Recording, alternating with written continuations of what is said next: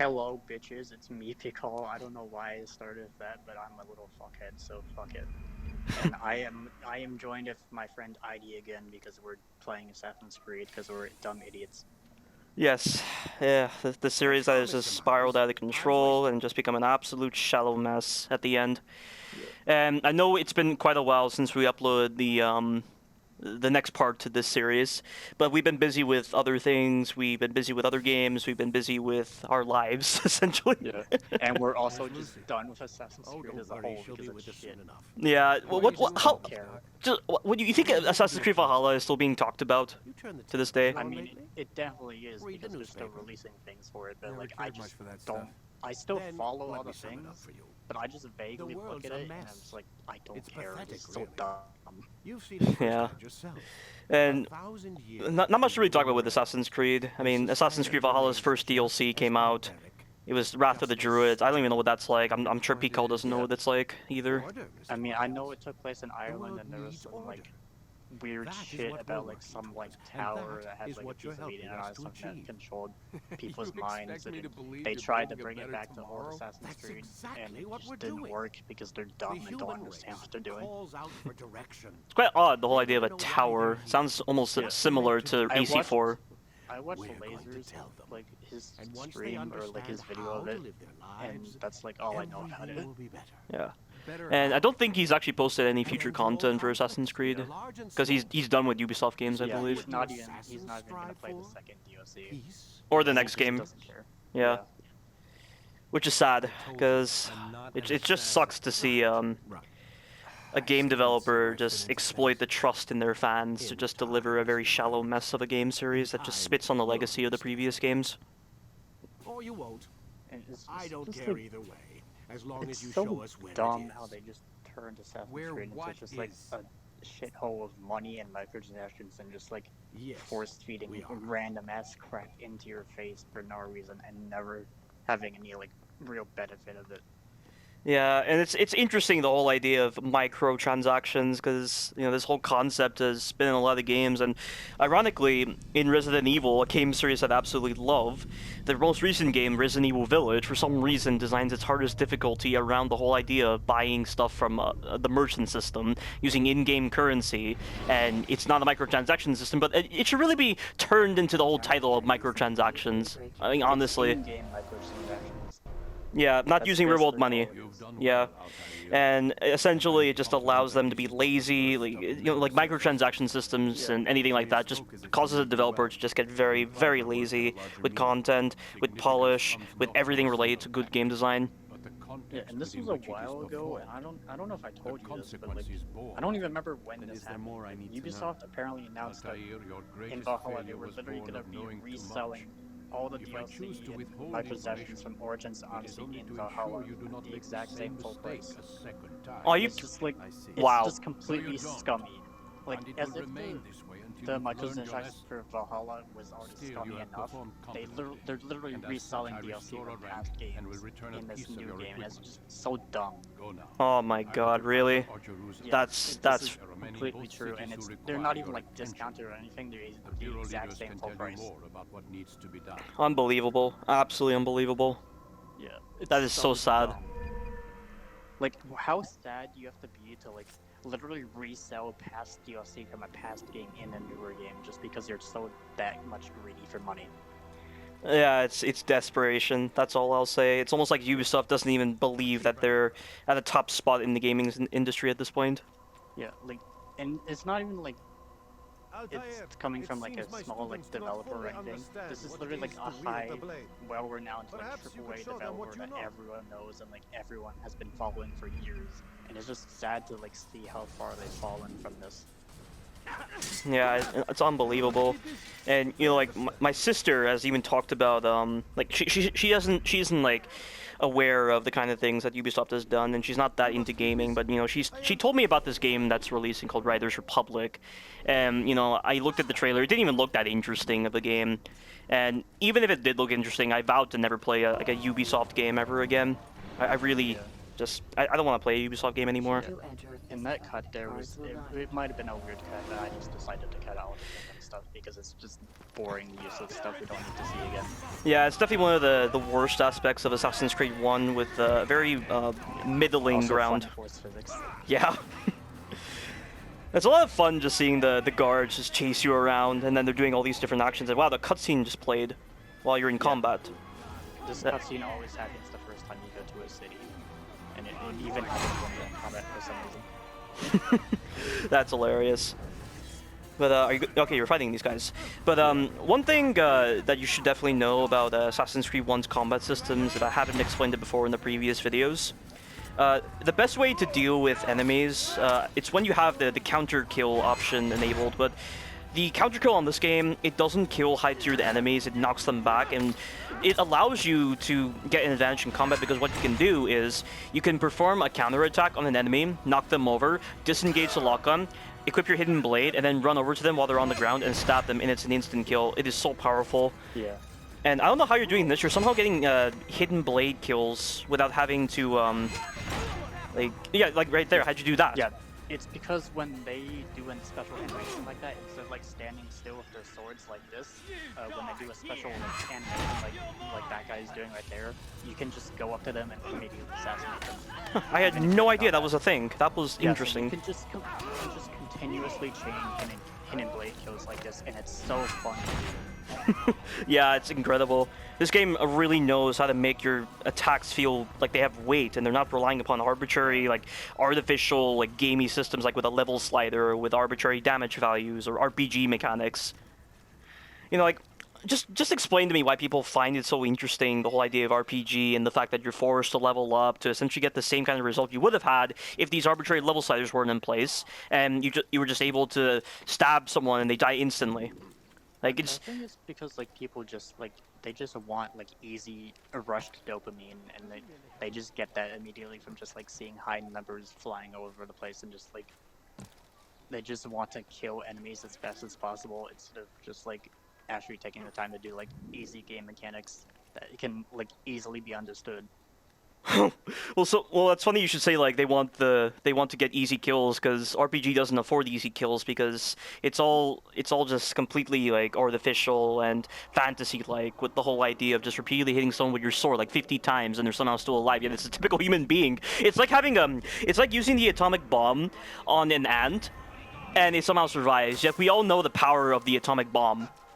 Yeah, I mean, well, that's kind of why I've been getting into Xenoblade recently, because in Xenoblade 2, if you have the right setups and you can do like fusion combos correctly with the right setups on your blades, you can do incredibly massive damage, and it's so satisfying to do. And Xenoblade is an RPG series. Yeah. I think Witcher 3 also has systems like this, but I don't think to the same degree as Xenoblade, even though I've never really seen Xenoblade gameplay. But also the bad thing about Xenoblade 2 is that it has bad tutorials that like lie to you and don't like have bad explanations, so like, it's kind of hard to figure out how the game actually works. But once you understand how the game works and you fully understand what you're doing, it's so satisfying to like pull things off, like epic fusion combos, and like if you have the good blade setups with aux cores and core chips, it's so easy and fun. Well, that sounds pretty cool. I mean, I'm not the type for fighting games anyway, because I never find them to be as intriguing as these kind of games, like with Assassin's Creed, or with also, I mean, like older Assassin's Creed specifically, or with like survival horror games or third-person shooter games. Like, you know, like I just feel like there's a sense of groundedness to those kind of games, and you know, they don't feel so like clunky and awkward, and they don't exactly come across with the same level of unpolished as with fighting games. I feel like most fighting games I see nowadays, they don't really seem to be that intriguing, and you know, you're fighting enemies constantly and the combat just kind of gets repetitive. And you know, like there's so many fighting games I could list, but I just don't want to talk about those kind of games. I mean, obviously in your case, Pcol, Xenoblade is definitely proving to be a series you love, and I respect you for that. Yeah, that's why I just like wanted to start learning the speedrun it, because I know that you don't really like speedruns, but like speedruns to me are just like fun to watch, and I just want to start learning speedrun. Yeah, well, let me just explain my perspective on speedruns, because speedruns for some reason come across as being this most impressive thing ever, but the problem is, when speedruns start to influence the overall perceptions on a game, and it causes people to judge the game based on speedrunning, and so therefore they discredit the whole importance of certain sequences.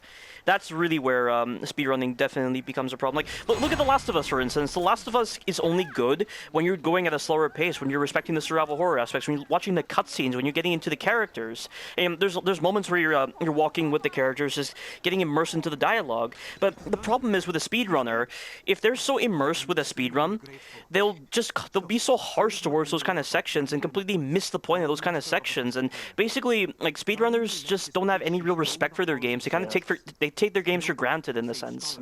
I mean, I can kind of understand that, because I've looked at the leaderboards for, like, Last of Us Part 2, and, like, every run on the leaderboard is done on very light difficulty, and it's still, like, 4 hours long. Yeah, but Anthony Caliber, the guy who does all those big speedruns of The Last of Us, I'm sure he's probably on the top spot in that leaderboard, I would imagine. But whatever, like that's missing the point though. But I don't care that you're going through the game very fast. Like, if you're having to make the gameplay look so stupid in a speedrun and you're not taking advantage of the full potential of the game, and you're not really respecting the game's pacing, and you're just kind of misjudging all these kind of sections in the game. It's like Under the Mayo is a reviewer, and he has done reviews of certain Resident Evil games, and I watched the first couple of minutes of his review of Resident Evil Village. Or rather, I watched his whole entire review, but he was just so critical of the introductory section where you're just in that walking section when you're trying to get away from the crashed vehicle. And I don't get bothered by that whole sequence at all, but it's just with him, he says, look at the amount of speedrunners that had to go through this section, and just wonder, like, how bored they were going through that whole entire section. But it's just, you know, like, having that inability to actually go with the flow of the game is just such an inhuman trait, and it's just befitting of someone who is just on an adrenaline rush. It's like they're a testosterone-fueled 9-year-old just wanting to rush through the game, and they don't understand when those sequences should be judged. Like, look, when you look at like, when the game is designed for speedrunning, it's different. That's when you should really voice those kind of harsh critiques. Like, look at Resident Evil 2 Remake, for instance, with the Sherry section. The Sherry section is one of the worst parts of Resident Evil 2 Remake, in an already underwhelming game, because Resident Evil 2 Remake is fundamentally designed for speedrunning, but the Sherry section, you're just in an interactive cutscene moment where you're just watching Chief Irons do his thing of just exploring the area, and then you're able to get to the right point in his animation, to get the key. And it's just such a slow process, and it just goes against the very nature of the fundamental designs put in place with the game. And that's really where such critiques should be made, but with a game like Resident Evil Village that doesn't try to make speedrunning the fundamental design, you can't apply that same kind of judgment to those kind of sections in Resident Evil Village at all. Like, you understand what I mean, Pcol? Like, I kind of get that. If you're playing a game where, like, you're forced to go through, like, slow sections, but you're trying to speedrun it, I get how that can be, like, annoying. But, like, I feel like for things like Xenoblade 2, like, I know how I keep talking about Xenoblade, but, like, yeah, Xenoblade 2 is, like, I don't want to say it's built for speedrunning, but if you know what you're doing, you can actually, like, play the game fast, but you can also play it well. And it's actually, like, rewarding to what you're doing. But just to ask you a question, Pcol, do you think it's fair to make any kind of judgment based on a speedrunner's perspective? I mean, I feel like that kind of depends on what the game is. Yeah, but if the game's built for speedrunning, then obviously you should probably look at speedrunners. Yeah, but that's the question though. What exactly indicates that a game is designed for speedrunning? I mean, like, when you look at challenges, for instance, in a game, like certain challenges that the developer set forth, and like there are those speedrunning challenges, and there are all these kind of designs put in place with the challenges, and they can get through a fight very fast. Or like, you look at the time it takes someone to get through, and you think that is definitely designed for speedrunning. And then when you look at their gameplay, it looks really good. Like, that right there you could say is designed for speedrunning, but it's not going to apply to every game. And the way to judge a game is with a perspective that applies to a wide variety of games. And going back to Under the Mayo, I remember listening to a conversation he was having with another YouTuber, a very popular YouTuber by the name of Carcinogen and he gets a lot of comments on his videos about people saying that he shouldn't be judging games based on a speedrunner's perspective.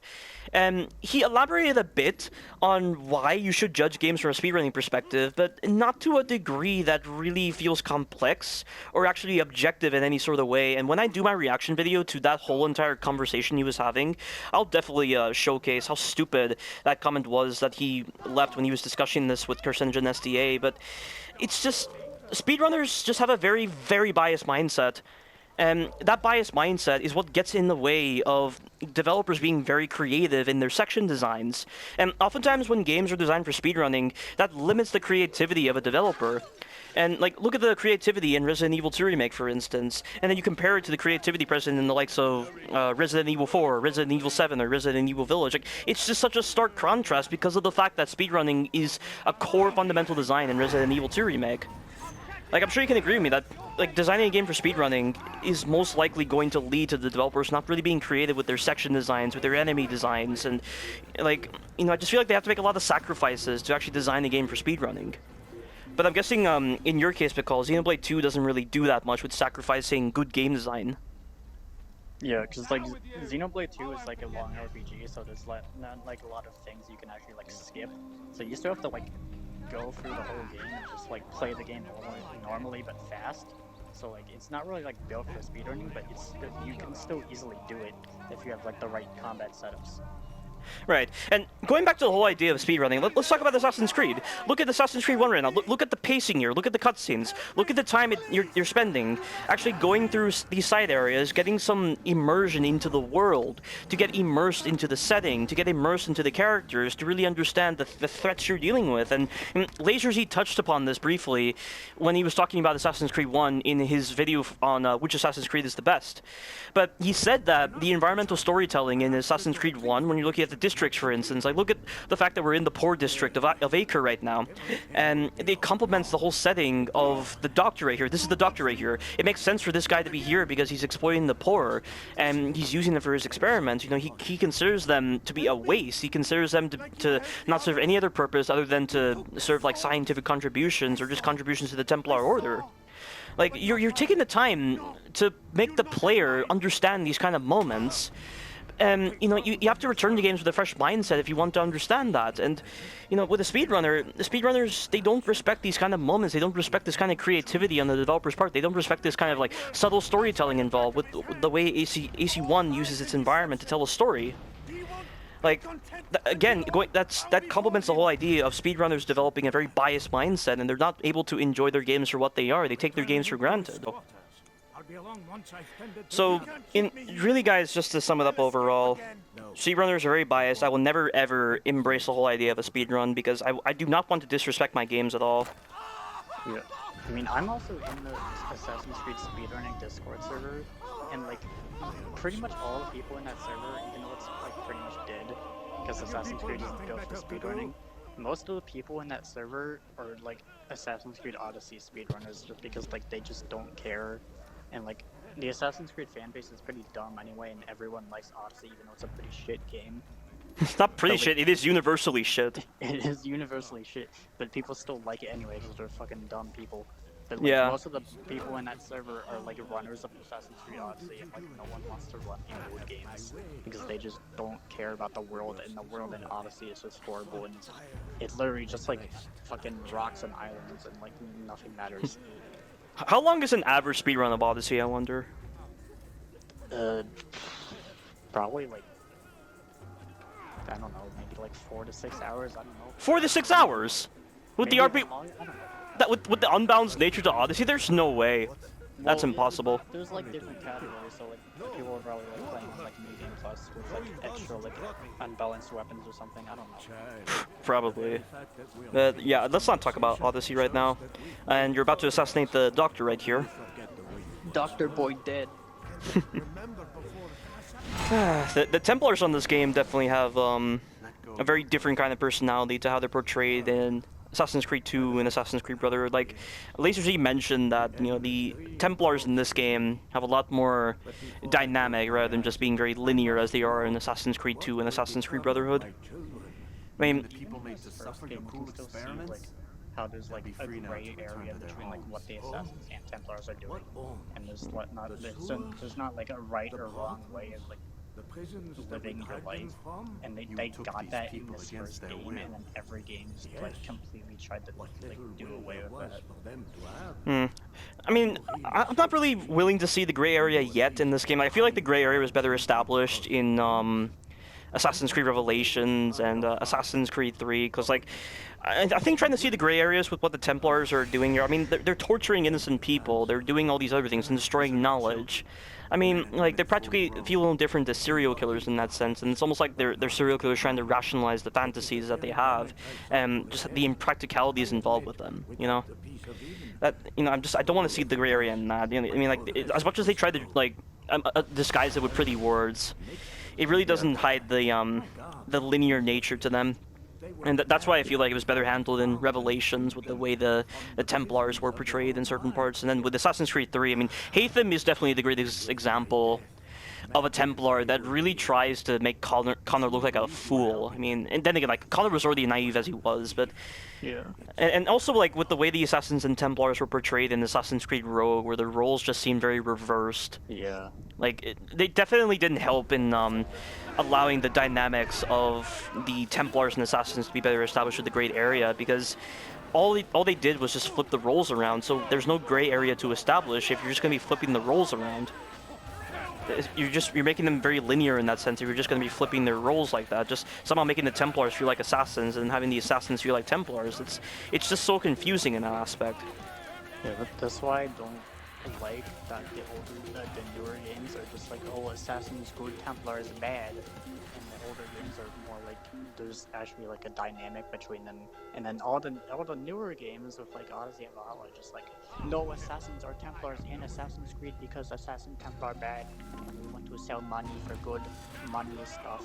Yeah, like, even though Valhalla did bring back some Templars and Assassins in Valhalla, just the way, like, the Templars were portrayed, it wasn't very interesting.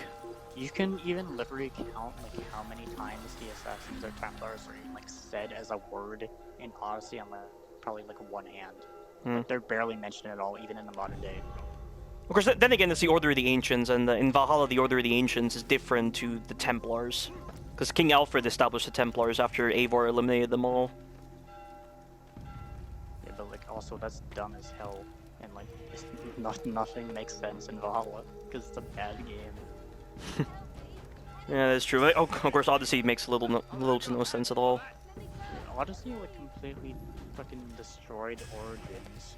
Because Origins tried to set things up as, like, the origin story, and then it just completely, like, completely forgot about what Origins did. Yeah, exactly. It makes no sense at all how Ubisoft Quebec could just discredit everything in Origins, yet it was the game before Odyssey. Like, how does that make any sense? Origins. You can't make an origin story and then completely forget about what the origin story was.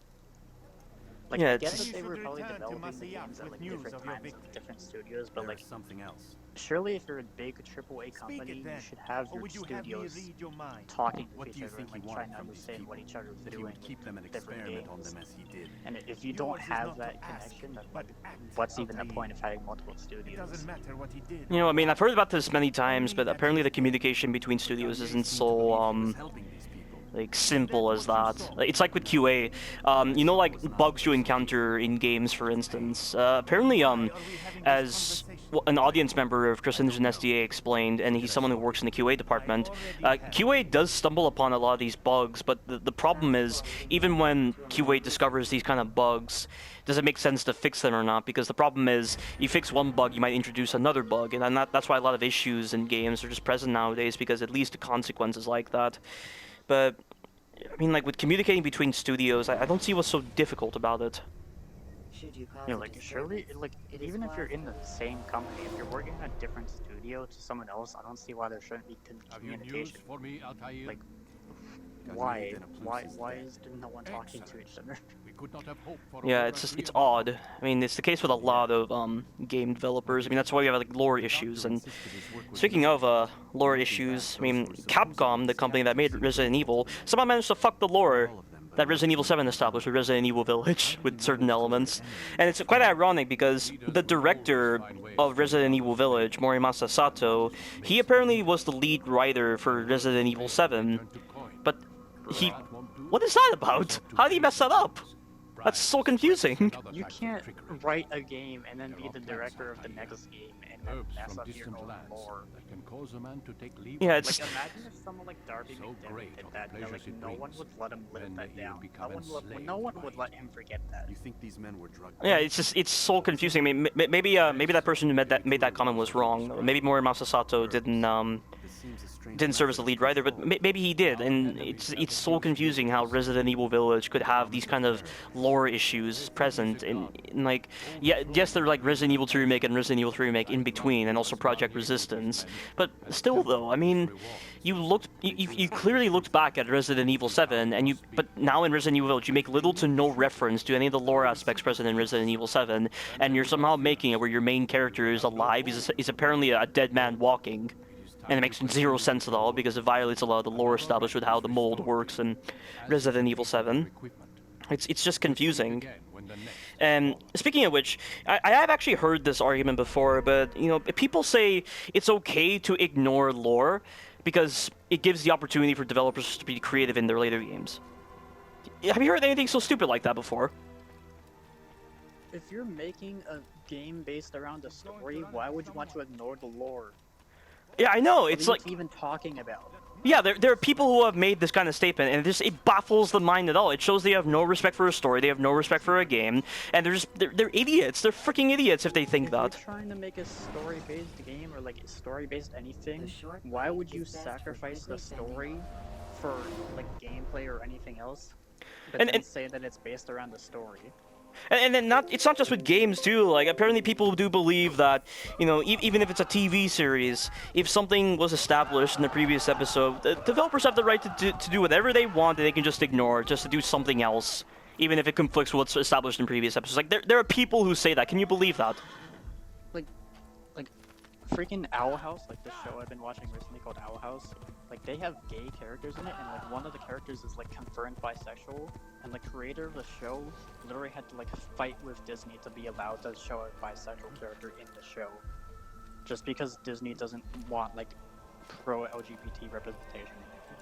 And it's just like so dumb. Like, why would, if you're letting a creator make a show for you, for your network, why would you not let them want it? Why would you not want them to like be able to do what they want? Yeah, I know, but just imagine if that character who was bisexual is suddenly straight in the next episode. Yeah, like recently they had like an outfit change, and like they changed their hair, and then in the intro for the next episode the animes literally changed their hair for the intro in the next episode after the hair change. And that like attention to detail is like so important, but if the animators didn't do that, it's like, what was even the point of changing the character's hair? Yeah. It's just, I don't get why people make these kind of statements at all. They don't realize just how much it compromises the overall integrity of a developer. Like, it compromises any sense of care. Like, a developer who goes out of their way to just completely ignore, like, lore issues, if they're going to make such lazy, like, cheap shortcuts like that, then it therefore reflects on the overall quality of the game. Or like, any TV show for that matter. Like, if you're going to be lazy in this aspect, then you're most likely going to be lazy in the other aspects, and there's no product to be made there. Yeah, like, if you're being lazy while you're trying to make something, like, why even make it? There's no point to doing anything if you're going to be lazy doing it. And if you're going to make something based around a story, why would you be lazy about that story? Because then the story would be stupid and pointless and no one will like it. Yeah, and that's exactly what Ubisoft Quebec did with Odyssey. They fucked the lore in Origins and the previous Assassin's Creed games, and that reflects the laziness present there. And with that laziness in the story, there's laziness in the gameplay, there's laziness in the microtransactions, there's laziness in the storytelling details, with choices and dialogue options. And people are just... Like, even the things they did in Odyssey, like, fucked up the lore in Origins somehow, because, like, somehow they made Aya a special, like, super-powered E3 hybrid person, and then in Origins there's a scene where she literally comes into direct contact with an apple of Eden, and it doesn't activate, even though it should, because apparently, according to Odyssey, she's like a super Isu hybrid person. Yeah, like just the fact that they ignored that little detail and they just thought they could get away with it. It's complete arrogance on the developer's part. It was literally just a cheap connection to the past game, just because like people complained that it was like, oh, it's like 500 years before or whatever, and like there's no strong connection. Where's this warehouse? They literally sacrificed, like tried to make a connection to the past game and sacrificed real world history to do it. The pyramid building scene is so dumb.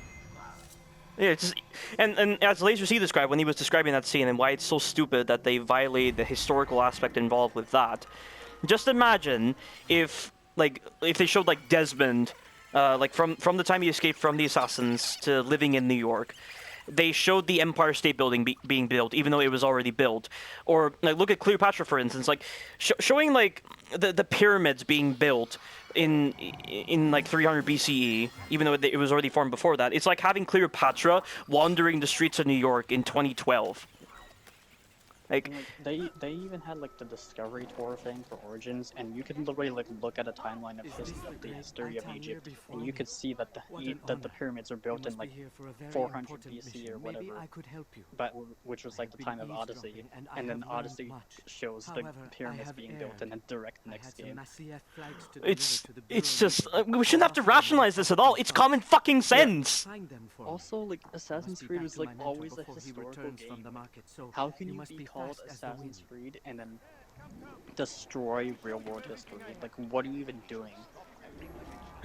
It's so silly. Like, it's so fucking retarded that these developers are that idiotic to just discredit anything they put into their games. It's literally just all for money at this point. Like that's the whole reason why they're selling past DLC from past games, because they just don't care and just want money. And also, like, they're like completely ignoring like all the sexual assault and harassment allegations and stuff that they're doing in their own company, because either the CEO of Ubisoft is either complicit in doing it, or he's that bad of a CEO that he can't do anything about fixing it. Or is that oblivious? Yeah, he's either oblivious to it or just doesn't care to do anything about it, and he's complicit in it, and it's just horrible, stupid stuff. That is, like, why?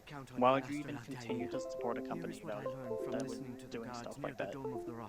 Yeah, exactly. It's feeble. It's really feeble. It's scummy practice. It borders on just pure darkness of humanity stuff. Yeah.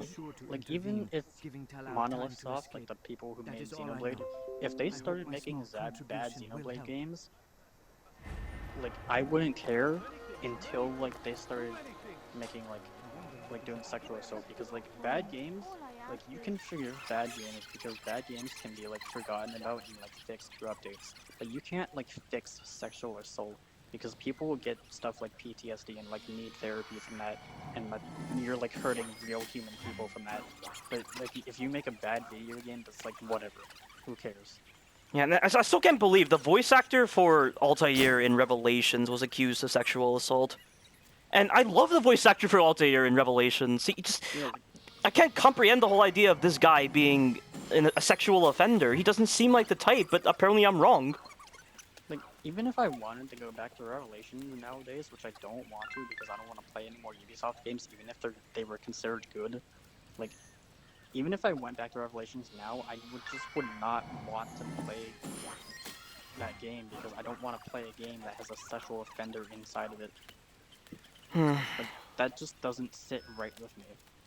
I mean, I'm a little different than that. Like, I can always go back to the older Assassin's Creed games, and I can excuse the fact that Altair's voice actor was a sexual offender. I'm not saying I'm not saying I'm being disrespectful, but like, you know, like, I'm not gonna let the mistakes of the past affect my love of these games at all. You know, like, I'm not gonna let that get in the way. But like, for all we know, he could have still been doing sexual assault stuff back then when he was working on the game. So like, he still could have been a sexual assault person back then, and we wouldn't even know. Right. Well, so that's kind of why I'm like worried about it. Yeah, like, what percentage of Ubisoft was actually fired during the time that Ashraf Ismail was fired for sexual assault? I literally don't even know, but I know that like all the people that were in the public eye were fired, but everyone else who was still committing the acts were like just moved around the company and didn't even get fired at all. And Yves Guillemot is still around being the CEO of a scummy company. Like, how can you even still be running a company like this when you're like, your company is completely being bashed all over the internet on Twitter, but like you still like only listen to people who like support you. And how do you even have people who still support you even after all of this? How I don't even know. Very well. Here's what I know. Yeah, it's absolutely unbelievable. But that's all we're gonna say right there. Let's actually talk about something else right now. And look at this. We're talking about Malik right now. So Malik is definitely one of my favorite characters in this game for sure. And Malik was he was a friend of Altair before the time of Assassin's Creed 1. And did they always have like enmity towards each other even before the events of even during the events of AC1? Before, I don't know, but like I'm pretty sure like eventually like when Altair like started becoming like the arrogant person he was at the beginning of the game, I think that's kind of like when it started. And then like in the beginning of the game when his brother gets killed and loses his arm, that's like when he like really starts getting just pissed at Altair for everything.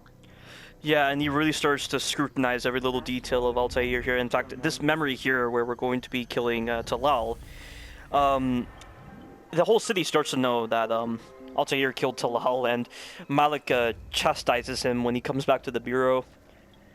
And you can really see like the power in that voice acting, and really understand just the power of Malik's hatred towards Altair.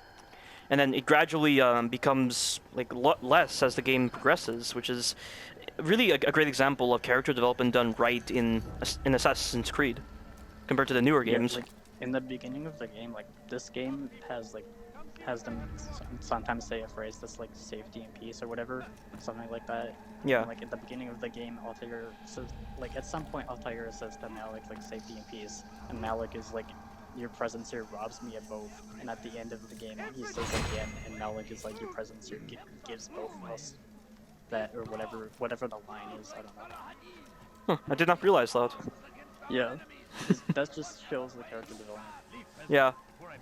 Back when Ubisoft actually cared about these kind of things in their games, and they didn't try to just make a standardized game just for money purposes. Yeah, imagine if AC1 had microtransactions. I would just hate it so much. Yeah, but I mean, then again, it really makes sense to put in a microtransaction-based system on a game that released right around the time of the PS3. Like I'm pretty sure Xbox games had microtransactions at the time. Well, I'm sorry, I meant like this game released right around the time the PS3 released. Am I correct? Believe. I mean, I think PS3 released in like 2006, and AC1 was 2007, so like a year after. Yeah, so really it doesn't seem possible for microtransactions to be in a game like this. Yeah. I mean, AC1 also released before the PS3 even got like trophies. Yeah. Like there's no trophies on AC1 on PS3 version, and all those achievements on the Xbox version. Yeah, but look at this right here. This is why I don't try to see the gray area involved with the Templars. I mean, anyone who goes out of their way to torture these kind of individuals, there's no rationalizing at all for why they think this is good or not. It just shows a clear hatred of humanity, and you know that immediately dismisses the whole idea of the gray area present with like the Templars, for instance. It is a life of servitude. Yeah. I mean, I feel like some of the later Templars have more of a gray area than like these early ones. But like also yeah. one of the Templars we're gonna kill in the next video. Like he literally hosts an entire party and then poisons like literally everyone that comes to the party just because he hates being judged by all of them. Yeah, but he's petty like that. Yeah, and just like anyone who resorts to that, I mean, there's no real like strength of character involved with that if you're already favoring that very like dark option, that easy way out, which is killing everyone. You know, like just hearing the dialogue that the Templars say, and they're trying to say, oh, there was a good reason for this. It's all completely discredited when you're portraying these terrible things that the Templars are doing right now. And that right there is actually good character development, or not character development, more so like a good portrayal, because it goes to show that the hubris involved with the way the Templars try to pass themselves off as saviors when in actuality they really don't have a lot of care for humanity, and they view humanity as just being something to be stuffed into a corner, like or in a cage rather. Yeah, like, even in the modern day of this game, the Templars are just like, oh, we just want to control everyone because that's what we do. And, like, everyone should follow us because we actually know what we're doing and no one else does. And just, like, really egotistical. Yeah, but it goes against the very nature of forming a society when they're favoring these options of torture and just, like, exploiting humanity for their own gains. It's just like, I just imagine Ubisoft being like this. Like, Ubisoft, they try to rationalize all their supposedly good decisions, and they try to show only the good things that they've most likely done, but it still doesn't excuse the other bad things that they've done, and those bad things really showcase the inner workings of their company. Also, the thing that I did there was like a fake air assassination, because apparently you can kind of do an air assassination in this game. Yeah. It wasn't like officially established as a move until after this game like happened. Yeah, it's almost like the game thinks you're on like the ground, like the height is just low enough that it's almost like the game considers it to be part of flat ground, which is probably why it registered. Yeah, but like sometimes I've been in like that exact same position and it didn't let me do it, so like sometimes it seems like it's random. Yeah, but it is interesting that they put that in. And also, when you try to do it, you can only do it from like a standing position. Like you have to be standing on a flat surface, and you can't do it from like beams or like hanging off a wall, like you can in like AC2 or anything like that. Yeah, which further complements the idea that the game thinks you're standing on like flat ground, like you and your target. So that's why it just registers. But I guess it's almost like you know what it reminds me of? Like the whole introduction of combos, for instance, in fighting games. It all began from a game called Street Fighter 2, which was designed by Capcom. And what happened was there was a glitch in the game that allowed people to essentially pull off like fake combos. And like Capcom looked at that and they thought, hey, that might actually prove to be a potential fighting system. So that's how combos were first established in fighting games, and it feels like it's a similar process here with the whole establishment of air assassinations in Assassin's Creed 2. Like, maybe it's a glitch in the game, that could be it. I mean, I don't really know if it's a glitch because it seems like it's something like intended to like a hidden mechanic that they don't explain to you. Yeah. Because Xenoblade 2 can have something like that that's called like just a range, or like if you're just in like a specific range of the enemy and like the range of your weapon, like the icon of your element will like be flashing in the bottom right corner, and if the element icon is flashing, then you're in a just range, and your damage gets like multiplied or like additive by like 1.5% or something. That's intriguing. Yeah, and it's a mechanic that's like never explained to you in the game, and it's just like a really interesting thing that like most players won't even like figure out. Yeah, it's almost like in Assassin's Creed 2 Brotherhood and Revelations, where if you hit enemies with your sword while they're in the air or when they're just about to climb up a ledge, you can instantly kill them, which is definitely one of my favorite designs. Like, the combat in the older Assassin's Creed games might not be the most like complex, but when you find those kind of designs in the combat, it really makes you love the combat systems in the older Assassin's Creed games compared to the newer ones, where you find a lot of these hidden mechanics with these old games, and it rewards taking the time to actually understand the game to a better degree. That really rewards anyone who's so heavily invested with these kind of games. Yeah. And that's why I like hidden mechanics in games, because if you're like, it rewards like messing around with the game, like its mechanics in the game. It rewards like figuring out things and testing how the game works. Yeah, like yeah, if I was a game developer, I would do that, and that's one of the main reasons why I love Resident Evil, because Resident Evil embraces those kind of designs with hidden mechanics. Not so much in the older games, actually with Resident Evil 3, and then going on to Resident Evil 7, they had a lot of these hidden mechanics put in place, but not so much in the newer games. I think Resident Evil 3 Remake had some hidden mechanics, but no hidden mechanics in Resident Evil 3 Remake or Resident Evil Village. Actually, wait, there were hidden mechanics in Resident Evil Village, though, but only Resident Evil 2 Remake and Resident Evil 1 Remake didn't have really hidden mechanics, but, hidden mechanics just allow you to appreciate the game. It's far better than, say, for instance, bloating a game out with making side quests as main missions, like in Odyssey or Valhalla, And like I remember when the Resident Evil 3 demo first came out, and I like we tried to play it together, and like I tried to like figure things out for you. And like we tried to figure out like the weird double knife thing worked, and we thought it was like a parry or something. Yeah, like that was a hidden mechanic, and I did it on accident, and then I eventually figured it out with your help as well. And you know, like it's stuff like that that just adds a lot of like intrigue to games, and you know, it's a design like that that is heavily embraced in the older generation of games, but not so much in the newer generation of games. Yeah. And like this isn't like a real mechanic, it's kind of like a debug thing that was left in the game, but like in Xenoblade 2 there's like a debug mode where like you can just like kill your character, and like people use it to like completely negate all fall damage, because you can just like kill your character and then like respawn and then like jump off a cliff that's like that would be too high to jump off of normally, and you can just survive, and it's so funny because it was a debug mode left in the game by the devs, and people just found it just by like messing around with like random button combinations on the controller. That's hilarious. That's so cool. It's gonna be a while, Desmond. Why don't you go lie down? But we've just done Talal, we've just done the other Templar. We're just taking the time to explore this area a bit. Do we talk to Lucy in the scene? Yeah, you always gotta talk to Lucy. You can't forget Lucy. Right. Yeah. Why is he You always gotta do modern day. It's his machine. Yeah, remember when the modern day was actually good in these games? Who did?